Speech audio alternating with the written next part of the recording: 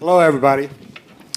We're going to change the dialogue a little bit, and we're going to change the format a little bit. We're going to be showing a lot of images. Each one of these wonderful people are going to talk to you about projects, educational initiatives, and the very issue of visual literacy that affects us all. And it's changed radically. Frankly, I'm not sure we know what visual literacy is. That's how Google describes it in many different diagrams. I should look at it here, I guess. It's so confusing. It's so illiterate. It's so graphically unpleasing. I don't know where we're at. Visual literacy, the idea of it's been around for a long time. You all may be surprised to see this panel. This panel who understood the word branding had something to do with cowboys. And data sets were something we learned in statistics, I think. And I don't know, all these network things are pretty anathema to the days when we were younger, and then we had to learn it. That said, we are all educators. We are all people who are concerned with training new people to do bright things, to try to change the world, and change the world using the technology, but using it in a humanist way. That's our big concern. All of you out there, you great masters of the realm of the internet, the realm of the circuit, you've achieved a lot. You're an age that grew up with it. You're an age that takes it for granted. You're also very privileged. You're educated. You are visually literate. You know all this technology, but you have to remember that you're an elite. And the world is divided in a very peculiar way. We're divided in a way in which we have two things to deal with: the great economic divide and the fact that we're basically creating an economy that sells for the wealthy. What do we do about the other half, the other 3/4? So literacy is a big issue. Thinking about how to get young people into the world of imagery, to manage it, to understand it, to know how they're being manipulated, and to have something to say with it. It is a narrative, it's a story, it's always been a story, and that's what we're going to try to parse for you a little bit. Just a couple of images. This is early visual literacy by a photographer in the 19th century. That supposedly is Julia Dent Grant, the wife of General Grant, President U.S. Grant. She was a very literate person, and she spoke 3 languages, by the way. And I just like the idea that photographers always went back to the book. And then somewhere in the 50s, we got this kind of divide going on. This is the beginning of a new kind of literacy. The kids on the left, or the right, rather, and this great divide between them. And then this is something I found in Brooklyn, sort of the history of communications, and the street art being the final statement in that sequence of events. So finally, this is what perhaps the new literacy is about. That, by the way, is General U.S. Grant's tomb. Anybody know who's buried there? Oh, well, that's an old Groucho Marx joke. And we're of a generation that grew up with him. We read Marx, the other Marx, Freud, Darwin, Joyce, Barth, even McLuhan. So now we're in another generation. So first of all, I want to introduce my colleague, Marvin Heiferman. Marvin has been teaching with me at the School of Visual Arts and the ICP for many, many years. He's a thinker, creator, galleryist, curator, and writer whose recent book is about why photography matters and why it matters in every discipline. And so I'm going to begin with Marvin. Great, thank you, Charlie. The project that Charlie mentioned is something that I was asked to do for the Smithsonian. They had 14, 15 million photographs there. They wanted to monetize them, figure out how to get them out to the public in a better way. It proved to be a big challenge working across 19 museums on the Mall in Washington, and what we wound up instead doing was an online project that was called Photography Changes Everything, that looked at how photography across 100 different disciplines had transformed every discipline that it came in contact with. And I was kind of fascinated here yesterday to hear people speaking about how imaging is progressing and developing in terms of facial recognition and object recognition and scene recognition. One of the things I realized with the project that I did, where I got to interview people like Philippe Kahn, who invented the cell phone camera, or Yo Stam, who was a developer of Maya software, was that there is not a big enough discussion across disciplines about how images work. Yesterday, the talk was about images as data. Today, the talk is very much about images as tools for marketing and communicating. But it's the meaning of images and the dialogue around images that I'm particularly interested in. So I wanted to talk about that briefly today. Let's see if this is a photograph of an installation that has been done a number of times since 2011 by a man named Eric Kessels, who is a book publisher, curator, ad man from Holland, who has been doing these installations where he prints out all of the photographs, 1 million photographs uploaded to social media in the course of any single day. And it's an extraordinary kind of physical manifestation of photography. At a moment when photography is changing, when it's dematerializing as the audiences for it and the dialogue around it change a lot. And one of the things that's most important to me in terms of visual literacy is not so much mining images for data and using it to sell shoes and umbrellas and drive customers to corporate accounts, but for ways for us to communicate about our lives and understand how we use photography, how we understand photography. And it's something that, frankly, we don't do. People talk about photography as being, yesterday, again, the talk was about photography as data. People say photography is a universal language. It isn't. Photography is about images and how we read them, what we see in them, and how we make sense out of them. And it depends on the knowledge that we bring to them. So I got very interested in visual literacy and started doing a little bit of research in it. Visual literacy is a field that is not so old. The term is used for the first time in 1968, right? And then in the 1990s, educators start getting to the point where they realize that there are multiple literacies and we need to understand how people make and use images. And then that kind of falls away. Nobody takes any action on it. 2004, Adobe comes up with a white paper about visual literacy, talking about how important it is for people in general, for businesses, for institutions to understand what it means to make images, to comprehend images, to share images. Thanks. Thank you. And again, nothing much happens on that front to the point today where visual literacy is something everybody pays lip service to and doesn't really do much about. And so I am very interested in the issue. I'm really curious about how and where we can talk about and teach visual literacy. It's become a code word in some universities for art history. They talk about visual culture, meaning art history and art culture.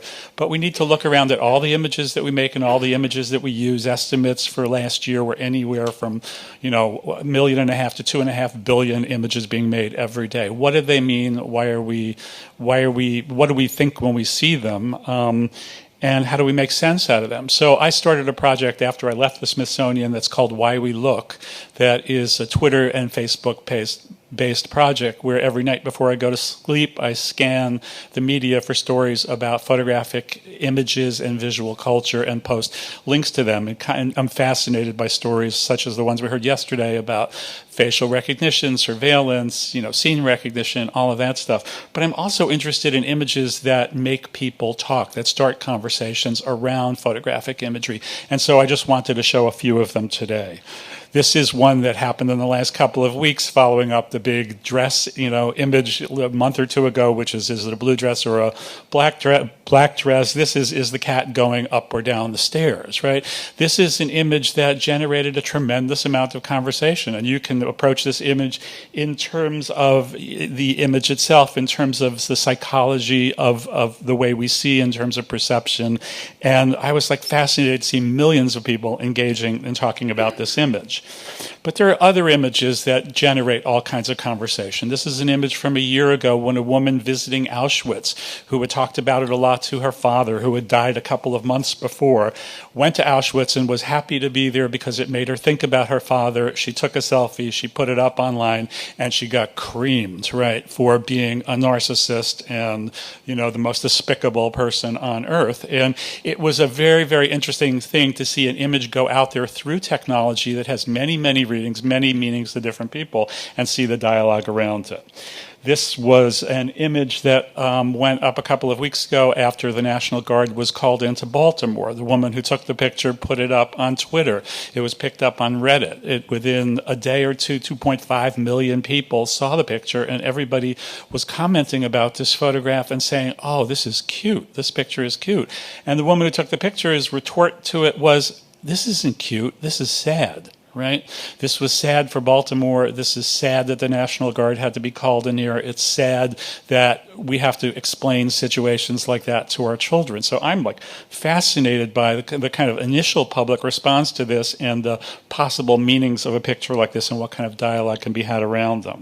This is yet another instance of many. If you follow these kind of stories, they appear all the time. This was about 2 weeks ago. Some seniors in high school in, I think it's North Carolina, I forget if it's North or South Carolina, put up a prom picture. It's prom night. They went out there with their Confederate flag and guns and put the picture up on Facebook. And by the next day, the media is covering stories about the kids, their mother, the school, all saying they didn't mean it. They didn't know what they were doing. They didn't realize what it meant to put an image out there in this way would mean. And I'm fascinated about images that go out of control because of technology, because of media. This was an image that fascinates me too. This was shot by Pete Souza, who's Obama's personal photographer. This is a photograph from Obama's trip to Jamaica last year. And I just put it up there because it's so symbolic and such a kind of amazing, iconic picture, but it also points to how the media and technology changes the images we see as newspapers fire photographers, right? And the media resorts to picking up images that are provided to them by content creators specifically for that. It kind of skews the media. So, yeah, I'm kind of fascinated by that. And I just wanted to show these images to just kind of open up the discussion a little bit to talk about how images operate in culture and what visual culture means, right? And how complicated it is to both work with and show and live with images. Marvin, thank you. We're going to continue with questions after everybody's presented. I just was thinking about the TV pictures and all the kinds of things that we've engaged through our generation of image making. And, you know, this idea of programming was something you read in TV Guide, and now programming is the lingua franca of everything that we do in, is that, huh? Sorry. What did it not do, huh? I pressed the button. Oh, sorry. Of everything we do in communication.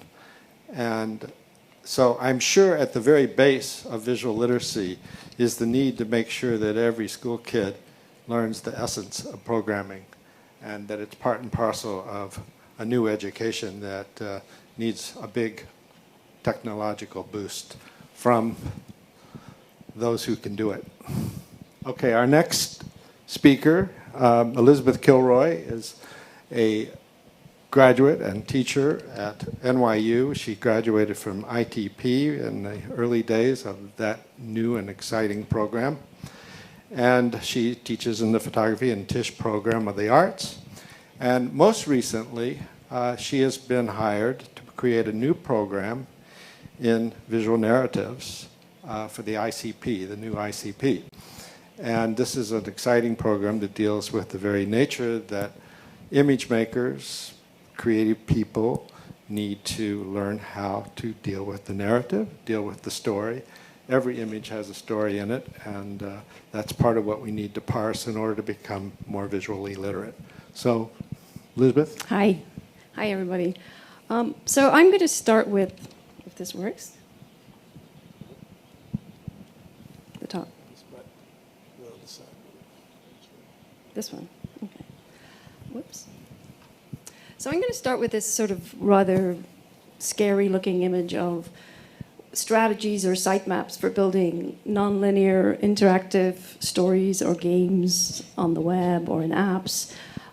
Because this is sort of where I started. I started designing websites back in the 90s when Netscape had a great background, and I've always been fascinated by hypertext and hypermedia and just a linking strategy and how we think about the web.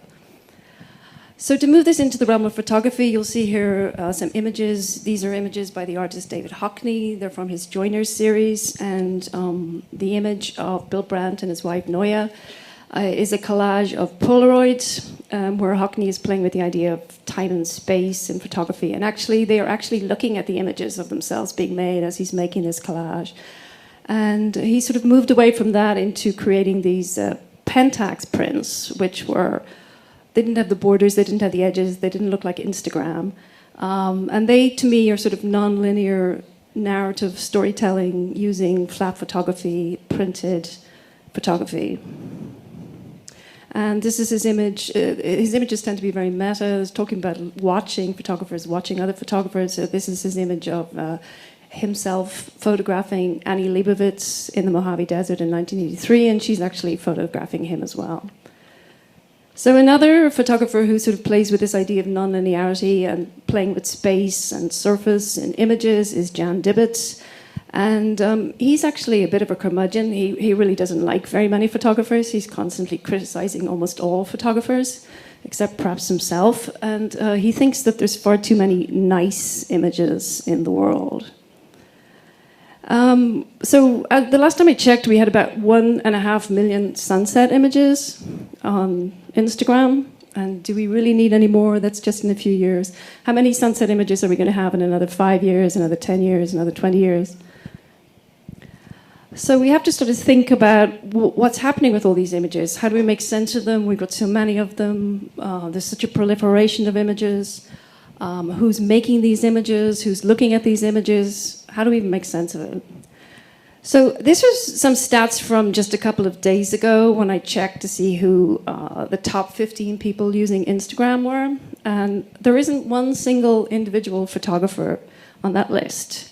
There's a bunch of Kardashians. There's a bunch of football players. There's a lot of singers. There's Instagram itself. There's one brand, Nike, and there's National Geographic, which is a media organization with a lot of really good photographers, actually. And then on the other side, you've got a lot of the top hashtags just from a few days ago. We all know how many images are posted to Instagram every single day. So I was sort of thinking about why these influencers, people like Beyonce is the number 2 influencer on Instagram. Why is she so successful? What does she do so well? Well, part of what she does is she sort of bypasses traditional media by, you know, she even bypasses her publisher because she creates her own image and she controls her own image and she sort of stops the media creating the image for her. And she essentially understands, and all of these top Instagram users essentially understand that Instagram is essentially a data point, and you can use these different data points to get your message out, to control your message. I'm not going to talk about selfies. There's lots of conversations out there about selfies, but I thought this was a really cute image of the Queen, because the Queen for the last 70 years has been really brilliant at controlling her image in public. And she's not a big fan of selfies, but she's in at least one, which is this one we can see over here. So I don't know how many of you heard about the Chelsea Handler incident on Instagram. Chelsea Handler got booted off Instagram about 6 months ago for collaging herself into an image with Vladimir Putin, and they were both topless, and Instagram has this policy that you can't be topless. So Chelsea's been sort of fighting this battle with Instagram ever since, and referencing the John and Yoko image on the cover of the 1968 cover of Rolling Stone. She went with Nick Offerman on the cover of Esquire magazine, and then she sort of talked about it on Instagram. And you can see, I think she had like can't really see it from here, but like 120,000 likes. And here she is. She's back on Instagram now with a new image. And this one they haven't taken down yet. So I think she calls it something like a Muslim allowed a Jew to get on his camel or something like that. So we could talk about hashtags all day. I just wanted to pick one hashtag to talk about today, so sort of continuing the theme. I don't know how many of you have heard about the Free the Nipple hashtag. Has anybody heard of that? A few of you? Okay. So this has actually really spiked in the last month. It's become massive. And it was a hashtag that was sort of started last year by a filmmaker when she released her film. And just a few weeks ago, there was a young Icelandic girl who took a topless picture of herself, posted on Instagram, and she sort of got slammed by her friends. And she started to use the hashtag. She's a young feminist. And it sort of took off. It just went crazy. Everyone's been posting these kind of topless images of themselves. And Instagram can't really do anything about it. It's kind of gotten out of control. And then Fox News kind of jumped in on the act because Fox is trying to be provocative. This was a screen from a TV show last week. Picasso painting was selling, so if you notice, they blurred out the breast area and posted on TV. Ai Weiwei got in the act. He's really, really amazing on both Instagram and Twitter. He has his own little kind of Chinese character hashtag, which is it's not really a word. It translates. My son speaks Mandarin, so I asked him what it means. He said it sort of means like or sort of implies like active listening, but it doesn't really mean anything. And he communicates with hundreds, thousands of fans all the time, and he sends them this little hashtag, and he interacts with other people's hashtags and accounts on Instagram.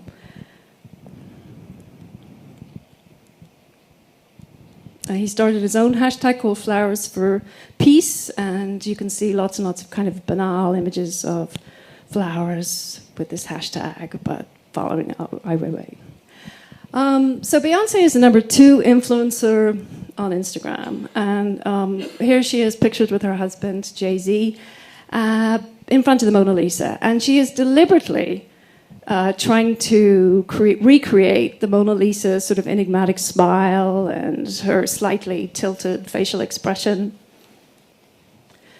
This is a screen capture from John Berger's book, The Ways of Seeing, which is I think it's from 1972. It's quite old anyhow, where he compares the odalisque image with pinups and the female gaze and the male gaze and so on. Oh, go back one. So we all know Kim Kardashian is really huge on Instagram and Twitter as well, but she's also a lot cleverer than people give her credit for. Here she is referencing Frida Kahlo painting, wearing a dress designed by Balmain when she announced her engagement to Kanye West.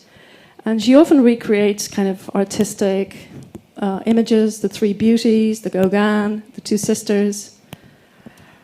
So this image and the next series of images are about the artist Wade Guyton. Have you guys heard of this story? So he's been making digital images and paintings, for the last 15 or 20 years, and his work has started to get very valuable, and he didn't really like that, and so he set up this hashtag called Burning Bridges, which references a song and also an installation he created, but in this case, he's sort of burning bridges with the art world. So they were going to sell one of his paintings at Christie's. I think it ended up selling for about $2.5 million. And to sort of upset the art world, a few days before Christie's had this auction, he printed multiple copies of the image in his studio, and he posted them all on Instagram, and he gave a few of them away. I'm out of time, sorry. I'll have to go a bit faster here. Lots of great photographers using Instagram really thoughtfully, like Matt Black. I have to go really quickly to get to the end here. This is a former student of mine who posted on his Facebook page. Within 3 hours or 4 hours, he had 10,000 likes. This is an image that I particularly like on Instagram. It's a Jehovah's Witness stopping somebody on the street. And I really like the way that even the dogs are kind of walking away. There's a lot of artists or a lot of photographers who are looking to Instagram and digital and online photography to create work. Ella Lastry, he doesn't even have an Instagram account. Thomas Demand is another one. But this could be an image on Instagram, but this is actually a really thoughtful image on the High Line in New York. And that second image down is Ella Lastry's, and he believes that images should be sort of banal and ugly, and that ugly is okay, and that you can challenge the orthodoxy. Everything doesn't have to be beautiful, everything doesn't have to be nice. And who's doing interactive on Instagram? The Toronto Film Festival are creating this choose your own adventure interactive experience on Instagram. And then This is an interactive video that pulls images from Instagram. I'm sorry, Charles, I'm doing it at the end. Last one. And these are my students who are teaching the rest of the class how to use Snapchat. So that's kind of another conversation. All right, I'll leave it there. Thank you. One of the issues is that all of these people that Elizabeth has shown are using these platforms for remarkable interventions into their experience, into our experience. They are influencers, they're leaders, and they're rebels as well. And these lessons have to be taught to a younger generation of aspiring image makers to create a deeper and more meaningful conversation through all this imagery. Last, I'd like to introduce my colleague at SVA, Cheryl Heller, who is the head of a remarkable program that created it and has driven it, called Design for Social Innovation. And she comes from the design and advertising world originally, but is concerned with the social meaning of all these concerns for the betterment of our environment and our people. Thank you, Charles. Thanks for giving me a chance to think about this. It was fun. How many of you know what social innovation is? Do I not see a hand? Oh, okay, there's some hands in the back. Social innovation is the development of any new idea or model that strengthens society and the environment.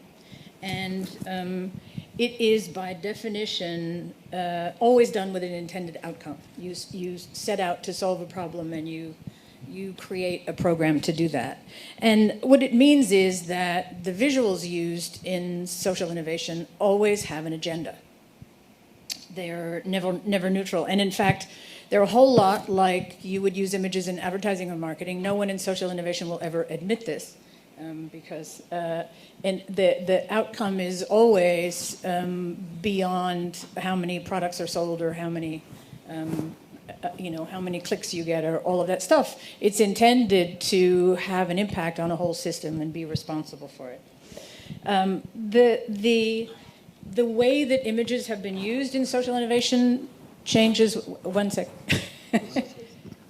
Yeah, we'll do it. The way that images have been used has really evolved with social innovation itself. So what used to be called social innovation was for the most part charity. You would give money to something and some big NGO would take care of some program. Or cause marketing, which a lot of corporations did, which was buy our products and we'll take care of some disease or some program. And now it's hugely based on activism due to technology.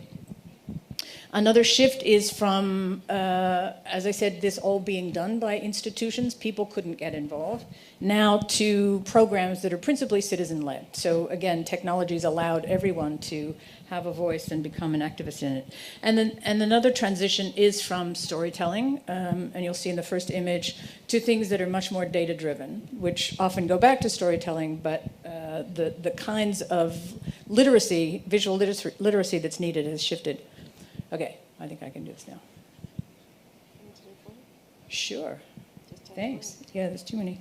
I brought this because it's sort of the classic big NGO image, right? This is how you know to give money to something. And in the world of NGOs, people always say that, contributors don't give to causes, they give to people. And so this is sort of a symbol of helping people in need and a whole traditional category of social innovation. Okay? And this really is a shift due in large part to technology, but these are the stories that we see now that are wildly different. Not the pretty hopeful side. It's the part of, and it's sort of a responsibility of activism now to publish these things and to spread them around. Okay, sorry. This is a really interesting, surveillance has become a big part of social innovation. So surveillance is a form of invasion, we all know, but it's also a source of relief. This is an interesting group at Harvard that deals with using surveillance for humanitarian purposes. And what they've been able to do is track the spread of polio. They look for refugees. There's another one here. And they're able to offer relief in ways and to find people in need of relief in ways that have never been possible before. And this goes, there's a whole category. If anybody knows Ushahidi, the new, relatively new mapping technology, right, where maps are being created by stories that people tell on the ground. And it's being used to find victims of earthquakes and disaster. This is interesting. It's a different kind of picture. This is an NGO might put this out, or a relief agency might put this out, and it's sort of used as evidence of what they're doing in the world. And it can be evidence of things that are working, and it can also be a way of raising funds. In one case, delivering blankets to people who are living in an overheated tropical environment, or building huts that people didn't want to live in. But it's part of the visual landscape of imagery now that we see in social innovation. And then surveillance is also obviously a source of content. This is a video installation by Trevor Paglen. He collected more than 4,000 code names from the archive that Snowden published. And this is an installation where all those code names crawl up the walls around you. And then last, this is sort of the most traditional form of visual activism. This is Salma Ashaiba. And a series of photographs from Warhead. So much more traditional aesthetic, but again, visuals in the broad category of being used to make people aware of issues and hopefully become activists themselves. Cheryl, thank you very much. Thank you all. I just want to sum up just a little bit in saying that we live in an age that is so proliferated by imagery. All of you are generating more and more imagery, helping us find it, make it, create it, parse it, store it, archive it, all the things that all of you are concerned with.